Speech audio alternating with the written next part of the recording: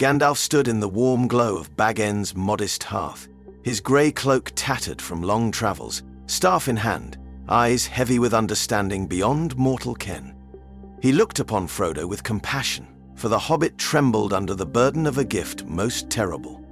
The One Ring lay upon the worn wooden table, glinting as though mocking them both with its secret flames. Gandalf knew the ring's whisper, felt its power beckoning him with hollow promises. Yet, in that fateful moment, an unusual resolve hardened within his wise heart. He would take the ring, claiming it from Frodo's timid hands. For the first time since he had tested the ring in Frodo's fireplace, Gandalf believed he might bear its weight more safely than any other. Indeed, he had battled the cunning of Sauron's shadows for centuries, and he believed that if anyone in Middle-earth could resist the Dark Lord's will, it was he. Thus, with a sense of dire conviction, Gandalf reached out and lifted the band of gold, perceiving at once its cold magnificence. Frodo gave no protest, for the burden lifted was a relief, though fear and pity mingled in his wide eyes. Gandalf raised his gaze, decision made, heralding a doom unforeseen. So it was that in that humble dwelling, the future of Middle-earth was forever altered. Whispers of flame and shadow passed across Gandalf's mind the instant the ring touched his palm, a mere flicker of malice stirring, as though testing his resilience. With measured calm, the grey pilgrim placed the ring upon a silver chain, tucking it beneath his robes. A hush fell upon the cozy parlor, as even the wind outside seemed to hold its breath. Frodo stared at Gandalf, searching his old friend's face for reassurance. "I shall do what must be done," Gandalf murmured. "The weight of these times calls for a firmer hand." The wizard felt the prick of misgiving in his heart, for he had often warned others, Frodo, Bilbo, even Galadriel, of the ring's insidious power. But in his mind, a grave necessity overshadowed all caution. This was a mortal hour, and only the steadiest will could keep the enemy's darkness at bay. And so, hoping his wisdom would outlast temptation, Gandalf prepared to depart from the Shire. Where once he would have guided from the margins, now he would stand at the center, ring on chain, bearing the burden that had undone so many before him. On the morning he set out, the dawn spread across the sky like a gentle wash of gold and rose, bathing the rolling hills of the Shire in soft light. Hobbits in their gardens paused to watch Gandalf's cart rolling past. Unaware of the magnitude of what had transpired, they only wondered why a curious tension pressed upon them. Frodo stood at the round green door, arms folded protectively over his chest. With Samwise Gamgee by his side, face ashen, Frodo offered a trembling farewell, uncertain whether he should rejoice that the burden was lifted or dread the doom that might befall his friend. Gandalf looked back just once, an odd flicker of warmth and sorrow in his gaze. Then, with a crack of the reins, he and the faithful horse Bill turned the bend, leaving Bag End behind as the scene of a fateful choice. Over the fields and through the winding lanes they traveled, and in Gandalf's mind grew the weight of immeasurable secrets. He knew that the fiery eye in the east would soon perceive the shift in fate. Yet he also believed that he, Gandalf the Grey, might hold the line against the darkness, standing taller than any mortal or hobbit could. And so he pressed on, bearing the ring that crowned Sauron's will, hoping all the while that his own purpose shone brighter. In the days that followed, word reached the Shire that dark riders had come searching. Black-cloaked figures on midnight steeds roamed the outlying roads, sniffing for any trace of the ring-bearer. But Gandalf was not to be found, for he had turned aside from the well-known paths, forging a secret way across the southern downs. The hush of old forests and the whisper of hidden brooks accompanied him, as though the land itself watched his passage in both fear and awe. Occasionally, the wizard felt a surge of potency flicker in the ring's presence, a subtle urging that he stride forth more boldly, that he bend the will of lesser creatures for the greater good. Each time he felt it, Gandalf scowled, refusing to heed that insidious prompting. Yet he could not deny the sense of grand power now at his fingertips. At times he wondered if his mission might be made simpler by employing such might, conjuring storms or commanding the creatures of the earth. Still, he stayed his hand, determined that he would not succumb to the darkness, even if he wielded it against its own master. Thus, for a season, Gandalf persevered, holding fast to the conviction that his use of the ring would be only for the most desperate emergencies. In Bree, beneath the sign of the Prancing Pony, the air was thick with pipe smoke and the chatter of uneasy travelers. Rumors of unrest circulated, mysterious shapes in the night, abductions, livestock found strangely mutilated. Rangers watched from corners, eyes sharp, while the common folk tried to drown their anxieties in ale. Gandalf arrived under the cover of darkness, cowl drawn low, to gather tidings from old acquaintances. There he learned that Strider, known to few as Aragorn, son of Arathorn, had departed toward the east in search of answers regarding the Nine Riders. Gandalf quietly lamented that he and his friend had been separated by fate at such a crucial time. Before dawn he left Bree, gleaning what help he could from the local watchman. The wizard's heart grew heavy. The time for secrecy seemed short. Sauron's minions were already at large, hunting. And with each passing day, the ring whispered to Gandalf of simpler paths, offering cunning illusions of what might be done if only he would harness its power. "No," he muttered repeatedly to himself, as if reminding his own soul of its sworn oath. "Not unless there is no other choice." Yet the days grew darker, and the wizard's brow ever more furrowed. Weeks passed, and Gandalf found himself drawn toward Rivendell, the hidden refuge of Elrond Half-Elven. He hoped to counsel with the wise, to seek some alliance against Sauron's swift rising might, and perhaps to stand face to face with Saruman the White if he dared appear. The road was harrowing, beset by wargs in the night and malicious watchers in lonely dales. More than once, Gandalf considered invoking the ring's magic to shatter these threats, but he resisted still, calling upon only the power of his own staff and the ancient words he had learned in ages past. By the time he reached the fair valley of Rivendell, he was weary beyond measure, yet the burden of the ring upon his chest seemed heavier still. Lord Elrond greeted him with cautious courtesy, for the rumors of Gandalf bearing the One Ring preceded his arrival. Whispered doubts echoed among the halls. Could even Mithrandir master that cursed gold? Yet Elrond offered healing for the wizard's fatigue, and was prepared to convene a council of the wise, that all might decide how best to combat the growing doom. As Gandalf rested, the quiet streams of Imladris whispered through the night, weaving songs of memory, urging him to reflection. He resolved that if his mind held firm, if his heart proved steadfast, there might yet be hope to overthrow Sauron and save Middle-earth from perpetual darkness. When the council assembled beneath Elrond's roof, it was a gathering of legends. Glorfindel, Galdor of the Havens, and others of elven kind. Dwarves from the Lonely Mountain bearing old grudges and caution, men of distant realms proud and wary. Among them stood Aragorn, weary from his travels, but resolved in purpose.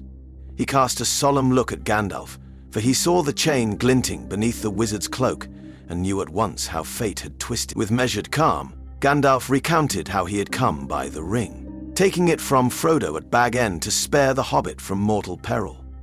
He spoke of his long experience, his defiance of the shadow, and his belief that, wielded with wisdom, perhaps the weapon of the enemy could be turned upon its master. A hush befell the council, for doubt and fear waged war within many hearts. Some argued for the immediate destruction of the ring in the fires of Mount Doom, though how that might be accomplished remained the dire question. Others, eyeing Gandalf, dared to hope that perhaps indeed a great and good power might harness the ring at last. The debate stretched across days, until at length the assembly found no clear resolution, save that the fate of the ring lay in Gandalf's keeping for the moment. So they adjourned, overshadowed by the knowledge that time was not on their side, and that Sauron's armies grew daily in strength. Saruman did not appear.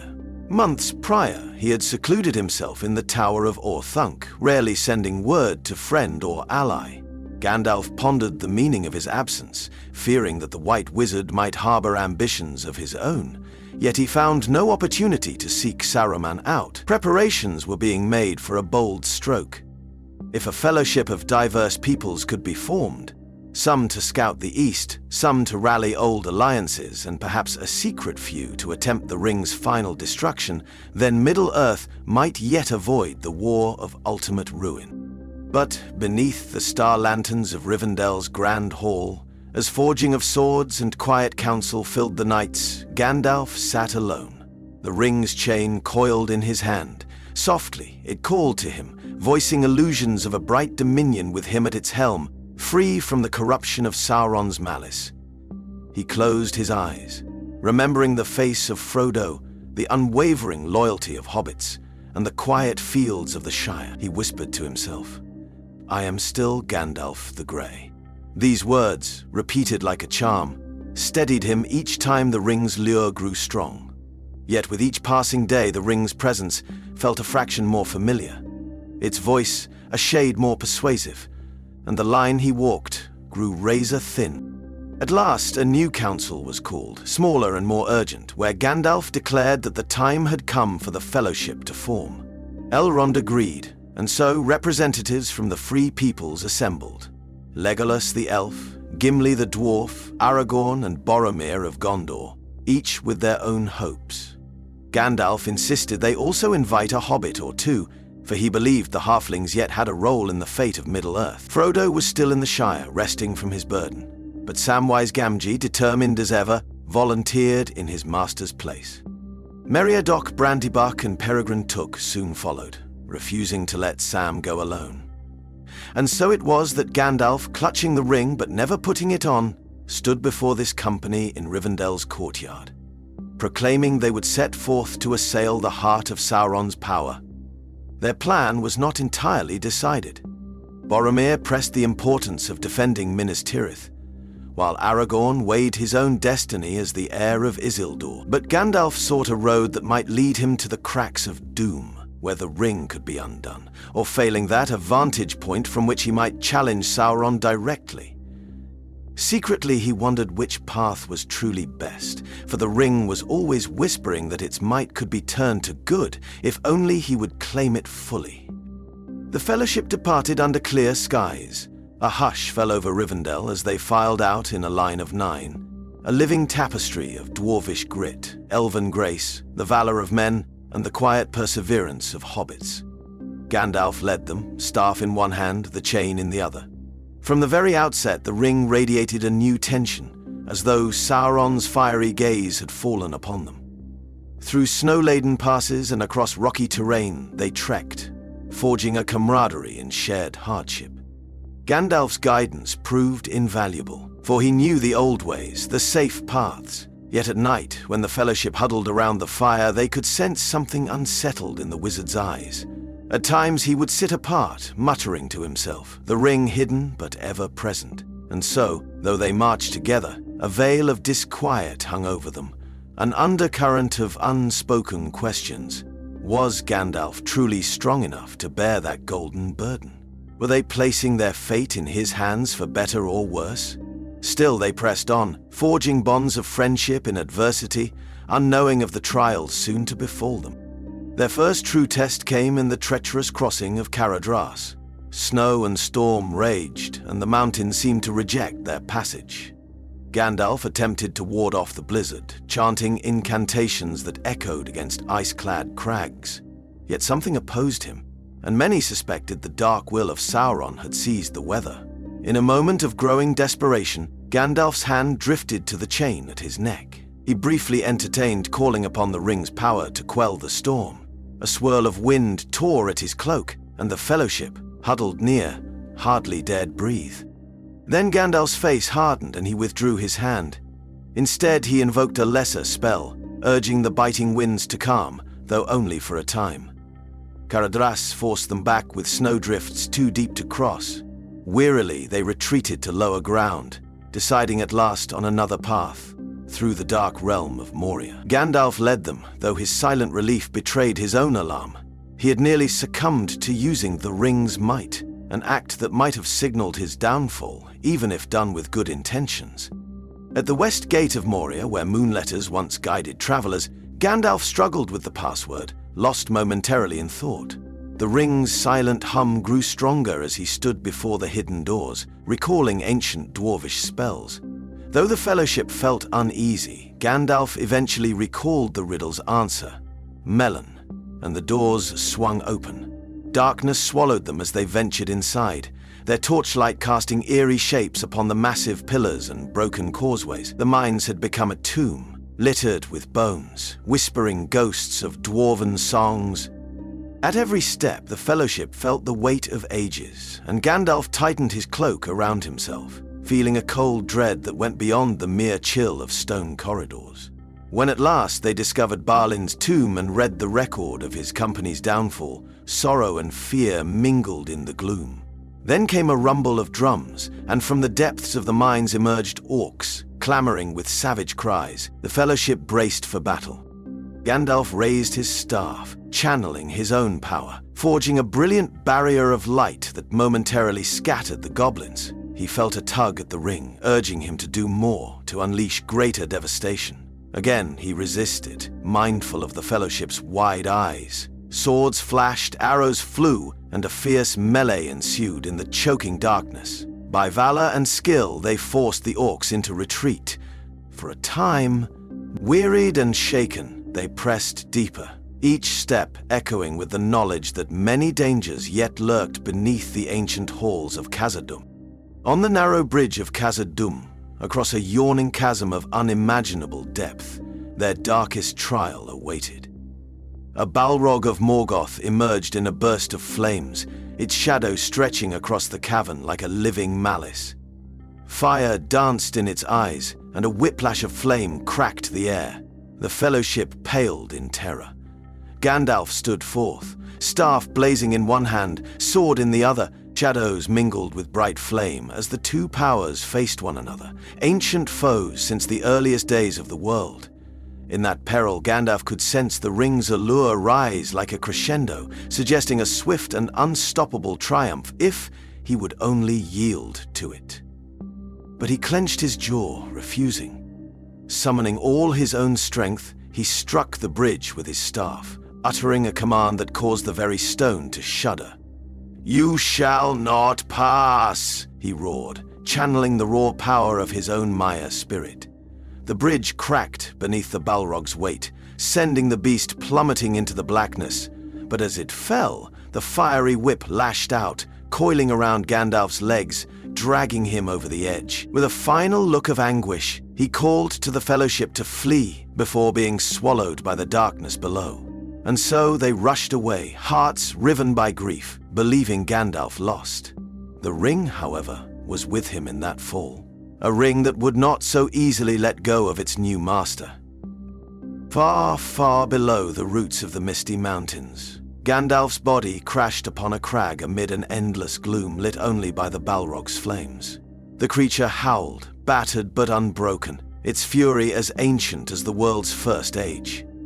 A terrible battle raged across the deepest caverns, with sword and whip clashing, roaring echoes shaking the foundations of Moria. Gandalf grappled with pain and exhaustion, the ring's chain digging into his flesh. Again the cursed gold beckoned. Trapped beyond the reach of allies, facing a foe that burned with primordial wrath, Gandalf felt the borderline between hope and despair waver. In a moment of weakness, he considered harnessing the ring's dominion to annihilate the Balrog outright. Then memory stirred. He recalled Frodo's innocent face, the vow to protect the free peoples, and the knowledge that to claim the ring's power might be the first step on an irreversible path. Defiant, Gandalf raised his sword, unleashing a strike that seemed to blaze with the essence of his own spirit. The Balrog recoiled in momentary shock, and the battle continued through twisting tunnels and up spiral stairs of black stone, ever climbing toward the rumored peak far above. At last their duel reached the pinnacle of the endless stair, a hidden spire that pierced the clouds atop the world. There, beneath a starlit sky, Gandalf and the Balrog fought their final contest. Lightning flashed, revealing a silhouette of madness. Two ancient powers colliding in a deadly dance. Then, with a final thrust, Gandalf pierced the Balrog's heart, and the beast toppled from the summit in a plume of smoke and fire. The wizard collapsed, spent. For an age he lay there, mind drifting through space and time, soul wandering beyond the circles of this world. And in the flickering twilight of consciousness, something in him changed. The ring's presence had guided him to the brink and back again. His spirit wrestled with it even as he hovered between life and death. Shadows receded, replaced by a glimmer of new light, a gift from the Valar, who had intervened before, though seldom. When at last Gandalf stirred, he found himself clothed in a new radiance, transfigured.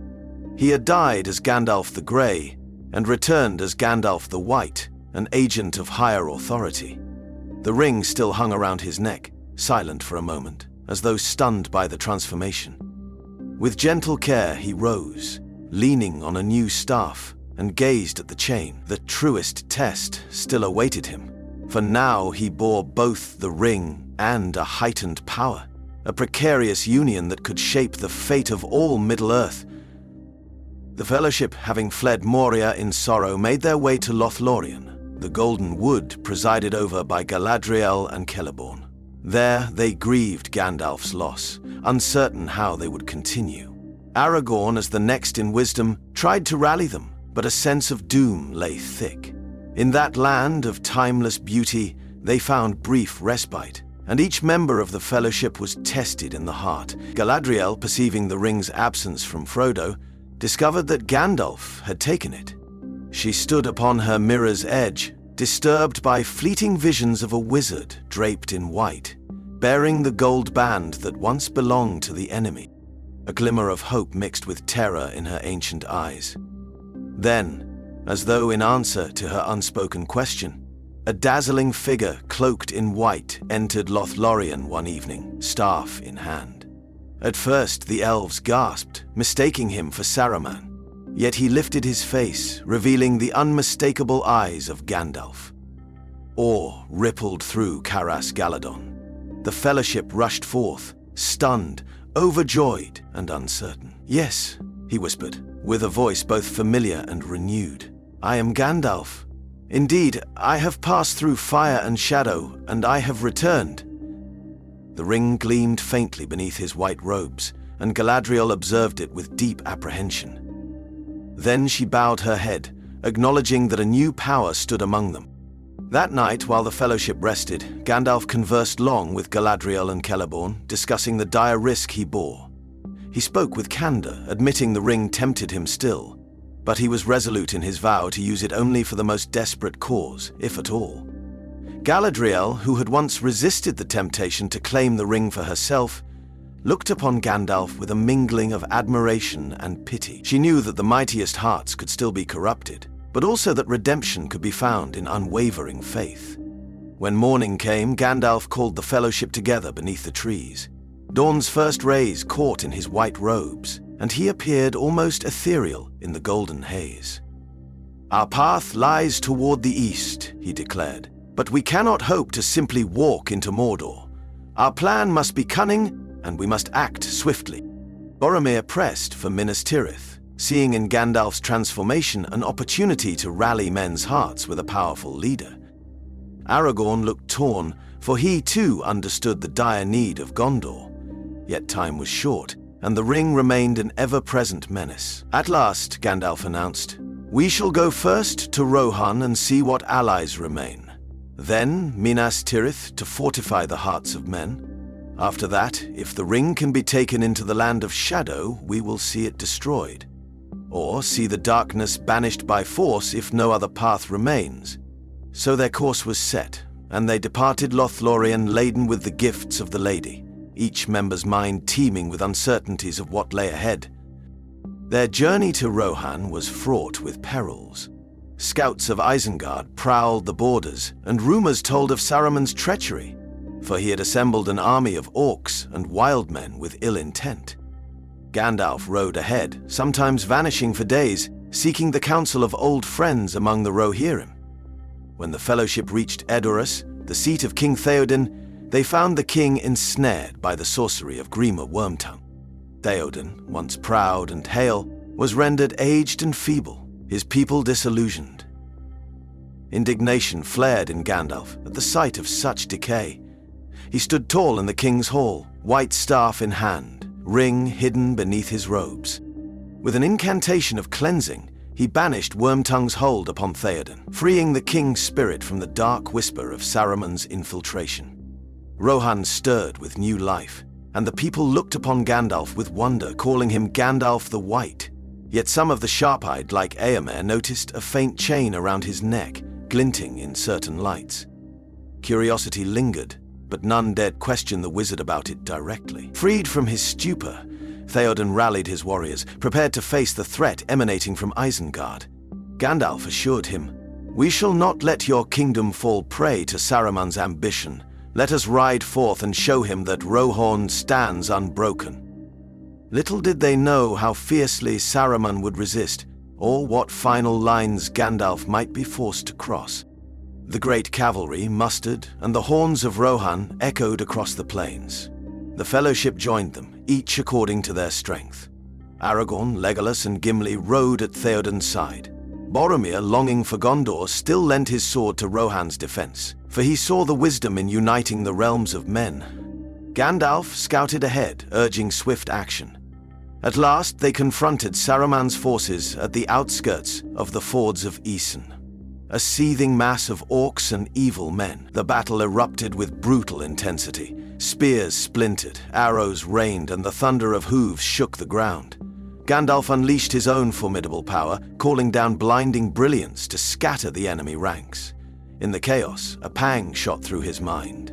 Again the ring was beckoning, urging him to crush all opposition in a single stroke, to open the floodgates of unstoppable might. His grip tightened on the staff, wrestling with the allure. He chose once more to restrain himself, relying on his innate powers granted by the Valar rather than the corruption of the ring. Rohan triumphed at the fords of Isen, driving Saruman's vanguard into disarray, but the cost in lives was great, and the road to Isengard remained perilous. Hope mingled with dread as they advanced, each step drawing them closer to Orthank's tower. Orthanc rose like a black spike against the sky, ringed by a moat and spiked palisades, behind which Saruman had marshaled his vile forces. The Wizard of Many Colors, once the head of the White Council, now spurned entreaties for peace. Gandalf approached the gates, staff gleaming, cloak billowing in the wind. He demanded an audience with Saruman, calling him forth by the powers vested in him as Gandalf the White. For a moment, silence. Then Saruman's voice, resonant and honeyed, poured forth from a high balcony. He chastised Gandalf for folly, for seizing the One Ring. Saruman, cunning as ever, taunted him. "You, who always warned others of its temptation, have taken it for yourself. How long until you claim it outright and become what you despise?" A hush settled on the battlefield, for Saruman's words were not easily dismissed. Indeed, many among the assembled forces felt a stir of doubt. Gandalf, though, stood unyielding. "Your manipulations end here," he declared. "Rohan is free of your poison, and your tyranny will not stand. Submit and be judged, or face the ruin you have wrought." Saruman laughed, unleashing a torrent of orcish soldiers to swarm the field. Thus, the assault on Isengard began in earnest. Fire and steel crashed, and the very earth quaked with the echo of war. As the conflict raged, the Ents of Fangorn, led by Treebeard, joined the fray, enraged by Saruman's devastation of their forests. Towering and mighty in their wrath, they ripped apart siege engines and battered down walls. Under the combined onslaught of the Rohirrim, the Fellowship, and the indomitable Ents, Isengard fell into ruin. Amid the carnage, Gandalf guided the forces with measured skill, rallying men and Ents alike to contain the chaos. When at last Saruman's fortress stood breached, Gandalf himself ascended a broken stair to confront the traitor in his tower. But Saruman had fled deeper within. In the gloom of Orthank's labyrinthine halls, Gandalf found the White Wizard, cowering near his secret hoard of knowledge, eyes alight with frenzied ambition. Saruman's staff glowed with an unearthly shimmer, and he hurled lightning at Gandalf, screeching accusations. "You have the One Ring, and yet you claim moral high ground?" The force of the blow nearly knocked Gandalf from his feet, but he held fast. "I took it so it would not corrupt the innocent," he answered, "and that I might see it undone." Sparks flew as staff met staff, a crescendo of sorcery that sent tremors through the tower. Saruman spat curses, his once magnificent spirit twisted by lust for power. In that tumult, Gandalf might have ended his enemy with a single flourish of ring-fueled might, but again he refrained, trusting in his own newly anointed power. He shattered Saruman's staff with a final incantation, the splinters scattering across the marble floor. Brought low, Saruman collapsed, whimpering in defeat. Gandalf, breath labored, turned away, leaving him to the judgment of the Ents and the newly restored King Theoden. Triumphant for the moment, the forces of Rohan turned their attention south to Gondor. Tales of war marched ahead of them. Sauron had unleashed legions of orcs from Minas Morgul, and the skies above Mordor churned with black clouds. Even from afar, the Eye of Barad-dûr seemed to pierce the hearts of warriors, sowing fear. Gandalf urged haste, knowing that time was short. The Fellowship followed, hearts heavy with the knowledge that the ultimate clash lay ahead. Yet doubt gnawed at them. Aragorn, ever keen of insight, watched Gandalf closely, sensing the burden of the ring. Boromir, too, felt an unspoken tension, recalling his own fleeting desire to use the ring for Gondor's salvation. The wizard, though outwardly resolute, wrestled inwardly each day. For the ring had grown more insistent since Saruman's defeat. Glimpses of a grander destiny teased at his mind. If he mastered the ring, might he not banish Sauron in one stroke, restore peace under a rule of wisdom, usher in a golden age? Such illusions wore at Gandalf's soul, even as he fought to keep them at bay. They reached Minas Tirith, the White City, seat of the stewards of Gondor, finding it beleaguered and preparing for siege. Denethor, Boromir's father, looked upon Gandalf with suspicion, for rumor said the wizard had claimed the enemy's ring. Grief-torn and proud, Denethor refused to yield authority. Gandalf urged him to prepare for the worst, for the armies of Mordor were gathering in the hundreds of thousands. Even the long road from the Pelennor fields seemed to darken under the approaching tide of orcs, trolls, and wicked men. Many who saw Gandalf the White ride through the city felt a stirring of hope, for they recognized in him a power that could challenge Sauron's might. But some, driven by fear, wondered if that power was not itself a threat. At length, the wizard and the Fellowship took counsel in the Great Hall. Aragorn revealed his lineage, claiming the sword reforged from the shards of Narsil, Anduril, Flame of the West.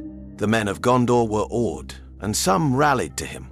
Boromir stood with his brother Faramir, urging unity in the face of the looming battle. And all the while, Gandalf remained silent on the question of what role the ring might play in this dire conflict. For a cold truth had nested in his heart. He might soon face a moment where all other hope failed, and in that hour, the ring's power might become either the final salvation or the final ruin. Then dawned the morning of the siege, though the sky was so thick with Sauron's foul sorcery that no sun could penetrate. Drums thundered across the plain, and the enemy's war horns set every heart quaking. Minas Tirith's walls bristled with defenders. The Fellowship stood among them, Legolas and Gimli side by side, Boromir and Faramir commanding ranks of archers, Aragorn pacing the ramparts with Anduril in hand, and Gandalf perched upon Shadowfax scanning the horizon. The first wave crashed against the city like a black tide, orcs shrieking as siege engines lobbed stones and fire. The men of Gondor fought valiantly, but the lines began to buckle under sheer numbers. Gandalf bolstered their resolve, shining a white light to repulse the fear that Sauron's aura inflicted. Yet catapults rained destruction, and monstrous trolls battered the gates. When the outer defenses fell, the defenders retreated to the higher levels of the city, battered and bleeding. Every yard they gave up was purchased in lives. Through it all, Gandalf wrestled with his conscience. His staff alone was not enough to turn the tide forever. The ring sizzled with the promise of unstoppable might. Could he resist if all else failed? Could he watch the city burn, or would he use the ring to cast down the enemy? These thoughts haunted him as wave after wave of orcs poured forth. Hope arrived with the riders of Rohan, who thundered onto the field led by King Theoden. Their charge split the enemy's flank in a moment of glory, forcing the orcs to pivot and defend. For a time it seemed they might break the siege, but then from the east came fresh battalions, under the banner of the dreaded Witch King, leading Sauron's fiercest servants. The tide turned again. Theoden fell in battle, grievously wounded by the Witch King, who then turned his gaze upon the city. Gandalf, desperate, raced into the fray, confronting the Lord of the Nazgul at the shattered gates. The air grew cold. A hush of mortal dread pressed upon them. The Witch King raised a burning sword, mocking Gandalf. "Grey fool," he hissed, "you toy with power beyond your ken. The ring you bear shall return to the Great Eye, and you shall be its herald." The challenge reverberated through Gandalf's soul, igniting a swirl of fear and righteous anger. Gripping his staff, he channeled a surge of white fire to clash with the Nazgul's black sorcery. Sparks danced as light and darkness wrestled. Yet the Witch King refused to yield, his voice dripping with ancient malice. Gandalf gritted his teeth, feeling the ring's presence pulsing like a second heartbeat, offering a quick path to victory. His mind reeled, uncertain if his mortal strength alone could prevail against this Wraithlord. The Witch King attacked relentlessly, his fell beast shrieking overhead. The wizard's staff glowed hotter. The white power battling the black, each step echoing the entire war's fate. Suddenly, a clarion call. Éowyn of Rohan stepped forward, casting aside her disguise, brandishing her blade with fearless resolve. She challenged the Witch King, crying, "I am no man!" The Wraith turned on her, shrieking in defiance. Gandalf, seizing the moment, struck with his staff, shattering the Witch King's protective wards. Éowyn drove her sword into the space between crown and mantle, a blow of desperate courage. The Witch King disintegrated in a swirl of black mist, leaving a piercing wail that faded into the wind. The fell beast collapsed, and the field of battle seemed to gasp. Gandalf rushed to Éowyn's side, battered but alive, while the tide of orcs faltered momentarily at the loss of their champion. Yet victory was not secure. The enemy still numbered in the tens of thousands. Gondor's defenders were weary, Rohan's cavalry battered, and hope hung by a thread. In that moment, Gandalf felt the ring's seductive call more strongly than ever, urging him to single-handedly crush the armies of Mordor. But he clung to faith, refusing to break his vow unless all other paths were truly shut. Just as all seemed lost, horns pealed from the north. A silhouette of shining banners announced the arrival of reinforcements from the hidden realm of the north, bearing the standard of Aragorn, King Elessar, who had brought an unexpected host of allies. The battered defenders rallied with renewed spirit. The final clash on the Pelennor fields was a storm of steel and blood. By day's end, the enemy was driven back, though at a terrible cost. Minas Tirith stood, but many had perished, and sorrow lingered heavy over the city. Gandalf, exhausted, felt a trembling relief that he had not resorted to the ring's dread power. Yet within his mind the ring gloated that it could have ended the slaughter in an instant. The wizard silenced it, telling himself that the ring's promise was a lie. Even so, the weight of that unspoken possibility burdened him like a shadow he could not shake. Amid the aftermath, Aragorn took up his rightful place as the returned king, using his gifts of healing to save Éowyn, Faramir, and many wounded soldiers. The people revered him, but they also looked to Gandalf, whose new authority was evident. It was then determined that a final gambit was required. The forces of the West would march on the Black Gate, challenging Sauron in open sight, in hopes of distracting him while a smaller party attempted to deliver the ring to Mount Doom. Yet the plan faltered as Gandalf revealed that the ring was in his own possession. The Fellowship looked stunned. Frodo had not arrived with it, for Gandalf had claimed it from the start. Uncertainty rippled through them all, but the wizard declared, "We have no choice but to march with open defiance. Sauron must think that I intend to wield the ring and confront him. Perhaps then his eye will be drawn outward, giving us a small chance to destroy this evil once and for all." The courage it took to speak those words was immense, for Gandalf knew the ring would attempt to sabotage him or seduce him at every turn. Still, the decision was made, and the armies of men prepared to face the final terror. The march to the Black Gate was grim beyond measure.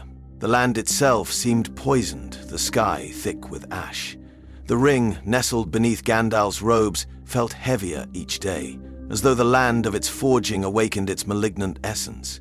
Orcish patrols harried them, but the armies of the West pressed on, determined to draw Sauron's gaze.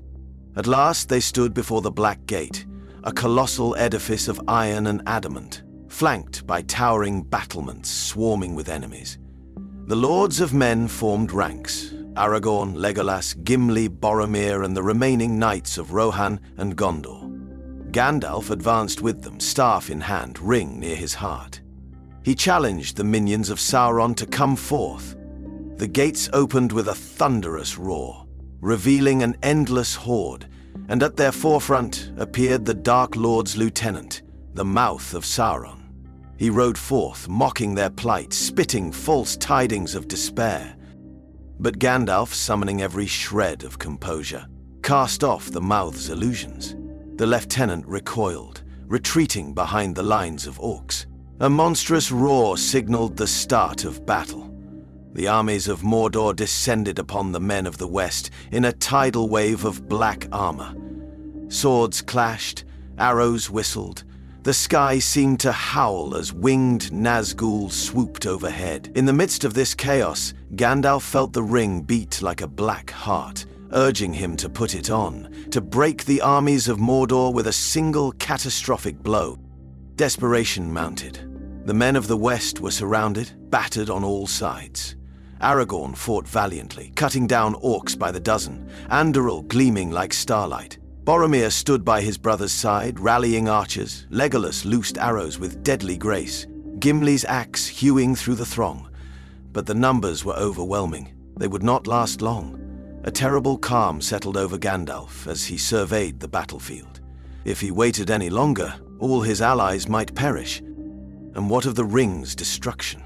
Perhaps none could destroy it now, with Sauron's eye fixed upon them. If they were all doomed to die, might it not be better to claim the ring's power and at least end the tyranny of the Dark Lord? A wave of fierce yearning tore through him. He could feel his spirit's deeper nature, once sent by the Valar, colliding with the ring's ancient corruption. Sword and staff alone would not save them now. Gritting his teeth, Gandalf raised his head and shouted above the din, "Fall back behind me!" The armies of men, hearing his command, drew closer, forming a defensive ring. Silence fell upon them in a sudden hush, as though the battlefield itself paused to witness what would happen next. Slowly, with trembling hands, Gandalf reached beneath his robes and grasped the ring's chain. A hush spread among his friends as they watched in dawning terror. Aragorn cried out, "Gandalf, no! We must trust in our cause!" But Gandalf's eyes glowed with a fierce determination. "I will not watch you all die," he said, voice quivering with both resolve and sorrow. With a single motion, he drew the ring from its chain and placed it upon his finger. In an instant, reality quaked. An invisible wave of power exploded outward, causing orcs to stagger, men to reel, the very air to hum. Gandalf stood enveloped in white fire, his voice echoing with an otherworldly timbre. "Behold, I am Gandalf, servant of the flame imperishable." For a fleeting heartbeat, the armies of Mordor fell back, cowering. The Nazgûl circled wide in screeching panic, sensing a dread force. Sauron's gaze fixed upon Gandalf with violent intensity. Then the wizard raised his staff high, unleashing a cataclysmic bolt of light. Like a scythe, it swept across the battlefield, annihilating entire ranks of orcs in a single stroke. The men of the West shielded their eyes from its brilliance. Murmurs of astonishment and fear rippled through them. Had Gandalf just saved them? Or had he doomed them in another way entirely? The ring's triumph was sudden and intoxicating. Gandalf, standing amid the carnage, felt a surge of euphoria, as though the cosmic energies of Arda itself coursed through his veins. The eye of Sauron roared in furious response, towers trembling under his wrath. At the wizard's command, lightning erupted from the boiling clouds, striking siege engines and sending them toppling. Legions of orcs broke and fled, powerless against such unstoppable magic. Among the ranks of men, relief warred with horror. Boromir dropped his sword arm, stunned, while Aragorn shouted again, "Gandalf, cast it off! This is not our way!" But the wizard did not seem to hear. A part of him soared in exultation, for he saw how quickly the power of the ring could fell the darkness. Was this not what he had wanted, to defeat Sauron to ensure Middle-earth's peace?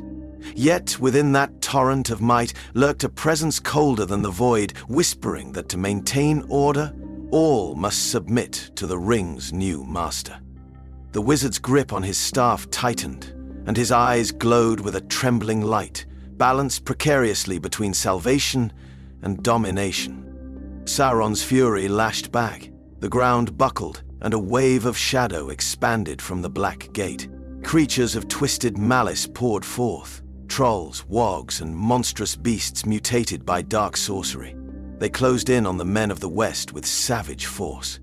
Gandalf snarled, thrusting out his hand. Another shockwave of power crashed into the horde, flinging them aside like leaves in a storm. But for every wave he annihilated, more poured forth, as though the land itself spawned an infinite supply of horrors. Gandalf's face contorted in frustration. "Why will you not yield Morgoth's spawn?" he roared. With each exercise of the ring's might, a black seed took root in the wizard's heart. Dimly, he recalled the vow he had made. Never to claim this power, never to let it command him. But how could he stop when the lives of his friends hung in the balance? He found himself unleashing greater devastation, calling upon storms of ice and flame, shaking the fortresses of Mordor to their foundations. The ring reveled in each display, binding itself tighter to his will. Or perhaps binding his will to its own. Across the ruined battlefield, the free peoples of Middle-earth looked on in awe and trepidation, uncertain whether to cheer or recoil. Sauron's domain quaked, but so did the lines of possibility, for the ring's rightful master was no longer absent. It was engaged in a terrible duel of dominion with Gandalf's newly claimed sovereignty. In a towering crescendo, Gandalf raised both hands, channeling a cosmic brilliance that illuminated the battlefield like the noonday sun. Columns of white fire descended, incinerating entire swathes of Sauron's legions. The plains trembled, the black gate groaned, hinges buckling, towers collapsing under the onslaught. The men of Gondor and Rohan watched in stunned silence as the unthinkable occurred. The ramparts of Mordor's gate shattered in a blaze of arcane fire. Even Barad-dûr in the distant gloom seemed to waver, as though forced to bow. For a moment it appeared Sauron himself might be undone, the eye wreathed in frantic flame, flickering with an agony that shook the mind. Triumph soared in Gandalf's heart, but it was laced with a dreadful realization. He was taking Sauron's place. The ring was not an ally. It was the ancient root of dominion. Each act of destructive might carried him further from the compassion and wisdom he had once championed. Deep within, a small voice cried out for him to stop before all was lost. But the ring's hold was potent, urging him onward. This was the hour of victory, was it not? The hour to shatter the darkness forever. Aragorn, sensing a deeper menace, rushed to Gandalf's side. He dared to speak over the roar of conflict. "Gandalf, remember who you are! This is not victory if we become what we despise!" The wizard turned to him, eyes blazing with white fire. "I am cleansing Middle-earth," he intoned in a voice that seemed layered with countless echoes. "I am banishing the shadow so that a new age can dawn." Aragorn's face twisted in grief. "At what cost?" he whispered. Even as he spoke, orcs scattered like leaves, the earth fracturing around them. Gandalf's shining aura thrummed with a power that threatened to engulf everything, including those he fought to protect. Legolas and Gimli stood back, uncertain if they could even approach. Boromir raised his shield, feeling the scorching heat radiate outward. A hush enveloped the battlefield, for Sauron's legions cowered in terror, but so did the soldiers of men. Gandalf hovered at the brink of unstoppable wrath, the ring guiding him to the seat of absolute dominion. In that final moment of truth, a voice broke through the thunder, a voice quiet yet unwavering. It belonged to Samwise Gamgee, who had arrived by a desperate path in the company of Frodo, both hobbits having trailed the armies in secret, determined to ensure the ring's destruction if Gandalf faltered. Samwise, ragged and weary, stepped forward into the searing light, tears streaking his dusty cheeks. "Mr. Gandalf," he cried, "remember the Shire! Remember fireworks and stories, and the quiet nights by the hearth." At the sound of Sam's earnest plea, Gandalf paused, the raging storm of power flickering. A memory washed over him of simple joys, of compassion and fellowship, of the earnest innocence he had sought to protect. He saw in Sam's eyes the reflection of the hobbits he had come to love, the very reason he had once warned Frodo not to give him the ring. And in that glimpse, he recognized how close he was to losing everything he had once stood for. Sauron seized the opportunity, marshalling a last surge of defiance from the battered strongholds of Mordor. But Gandalf's attention was inward, locked in a wrestling of spirit that made the mightiest battles pale by comparison. He stared at the ring upon his finger, shining with malevolent brilliance. With trembling fingers he reached for it, as if to tear it off. The ring clung, resisting. A silent war erupted inside the wizard's mind, the promise of absolute victory pitted against the call of humility and love. For a heartbeat that seemed an eternity, Gandalf neither moved nor spoke, eyes closed, beads of sweat running down his brow, while an eerie silence spread across the battlefield. Then, with a cry like the cracking of the earth, he yanked the ring free. Its golden surface glowed as he tossed it to Frodo, who had struggled forward. "Take it," Gandalf gasped, voice ragged. "End it if you can." He nearly collapsed, freed from the ring's immediate grasp.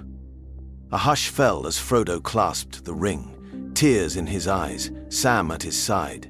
Yet the eye of Sauron flared in fresh horror, turning its malice fully upon the hobbits, determined now more than ever to reclaim its masterwork. Aragorn rallied the soldiers, forming a defensive perimeter around the hobbits. Legolas let fly arrow after arrow at the Nazgul overhead. Gimli brandished his axe, standing guard. Boromir and Faramir shielded Frodo with their lives. Meanwhile, Gandalf regained his footing, staff clutched tight, though he reeled from the spiritual wound the ring had inflicted.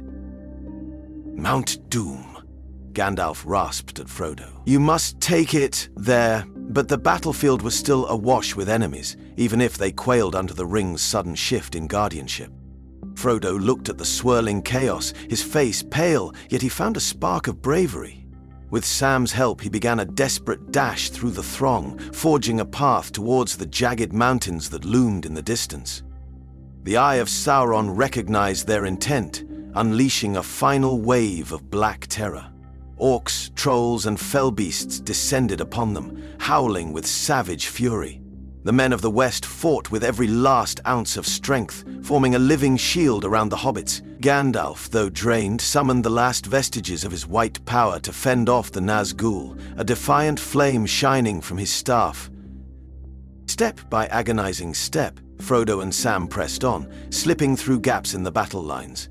In this final moment of cunning, the ring's distractions and the heroic stand of men gave them just enough space to vanish into the gloom toward Orodruin. The plains behind them convulsed in a maelstrom of war.